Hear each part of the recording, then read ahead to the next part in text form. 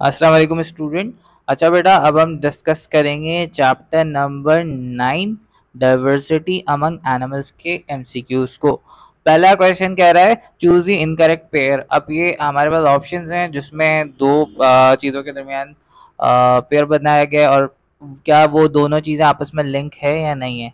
स्पंजस spicule, बिल्कुल spicule sponges में होती हैं, इसको इसकी बॉडी को सपोर्ट करती है। निडेरिया नेमाटोसिस्ट, बिल्कुल नीडोसाइट निडेरिया में होता है, इसी वजह से इसका नाम निडेरिया है, तो ये भी बिल्कुल सही है। सेगमेंटेड वॉर्म्स सूडोपोडिया, भाई सूडोपोडिया तो अमीबा में होती है, सेगमेंटेड वॉर्म्स में कहाँ से आ गई, ये हमारा आंसर है। आर्थ्रोपोड का तो मतलब ही जॉइंटेड लेग होता है, आर्थ्रो यानी जॉइंट, पोड यानी leg. Water movement through sponges, वो स्पंजेस की वाटर मूवमेंट कैसे होती है भाई, आपको पता है स्पंजेस में ये जो बड़ी वाली कैविटी है दिस इज कॉल्ड ऑस्क्यूला, सही है, दिस इज कॉल्ड ऑस्क्यूलम। और ये छोटी कैविटीज जो होती हैं दिस इज कॉल्ड ऑस्टिया।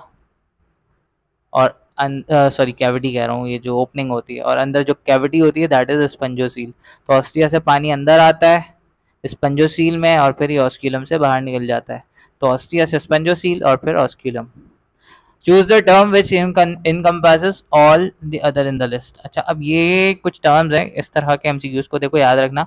ये कह रहा है कि भाई ऐसी टर्म्स होनी चाहिए जिसमें बाकी की टर्म्स भी इंक्लूडेड हो जाए। जैसे मिसाल के तौर पे भाई, फॉर एग्जांपल अगर मैं यहाँ रह रहा हूँ कराची में और एक ऑप्शन होता मैं कहाँ रहता हूँ और उसमें होता कराची, सिंध और पाकिस्तान, तो अब मैं कौन सा ऐसा ऑप्शन सेलेक्ट करता जिसमें सारी चीज़ें आ जाती।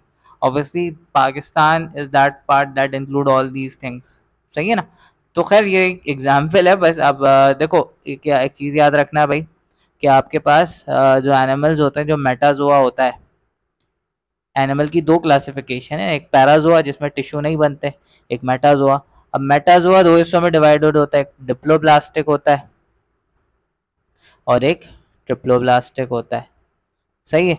अब ट्रिप्लोब्लास्टिक के आपके पास तीन ग्रुप्स बनते हैं, एसिलोमेट, सूडोसिलोमेट एंड सिलोमेट। तो अब जो सिलोमेट होता है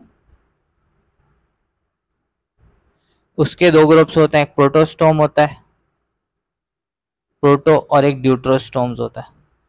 अब देखो जो एनिमल प्रोटोस्टोम होगा तो इसका मतलब है वो सिलोमेट भी होगा और जो सिलोमेट होगा वो ट्रिप्लोब्लास्टिक भी होगा। तो अब मुझे बताओ यहाँ पे कौन सा। अब देखो प्रोटोस्टोम है, प्रोटोस्टोम सिलोमेट भी होता है और ट्रिप्लोब्लास्टिक भी होता है। और ये बाइलेट्रिया जो है ना, ऑब्वियसली ये हमारे पास जो एक्सेप्ट ज़्यादातर ट्रिप्लोब्लास्टिक सारे के सारे बाइलेटरल सिमेट्रिकल ही होते हैं सिवाय एक के, दैट वाज एकाइनोडर्मिटा, सही है। तो इसका सही ऑप्शन आपका प्रोटोस्टोम्स है। Dry scaly skin, ectothermic, two pair of leg, lungs, internal fertilization, egg with amniotic shell and three chambered heart. अच्छा, तीन चैम्बर हार्ट दो ऑर्गेनिजम्स के होता है भाई, एक एम्फीबिया होता है और एक रेप्टाइल होता है, लेकिन यहाँ पे कह रहा है ड्राई स्केली स्किन है, तो ड्राई स्केली स्किन रेप्टाइल्स में होती है। अच्छा, pick the odd one. Odd one इन ऑप्शंस में से मेरे देखना है कि कौन सा ऑड वन है। देखो भाई starfish, brittle star, sea urchin, ये सारे के सारे इकाइनोडर्म्स हैं। लैम्प्री इकाइनोडर्म नहीं है, एक ऑडिट है, ये सही, ये ऑड वन है हमारा। Which of the following term or structure is properly associated with only with animal? भाई जीन तो हर ऑर्गेनिज्म में होता है, सेल वॉल तो उससे प्लांट और बैक्टीरिया फंजाई इनकी कैरेक्टरिस्टिक्स एनिमल के साथ तो उसका कोई लेना देना नहीं है।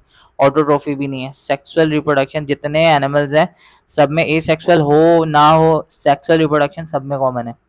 An adult animal that possess bilateral symmetry is most certainly also, यानी एक एनिमल है, एडल्ट एनिमल है जो कि बायलेटरल सिमेट्रिकल है।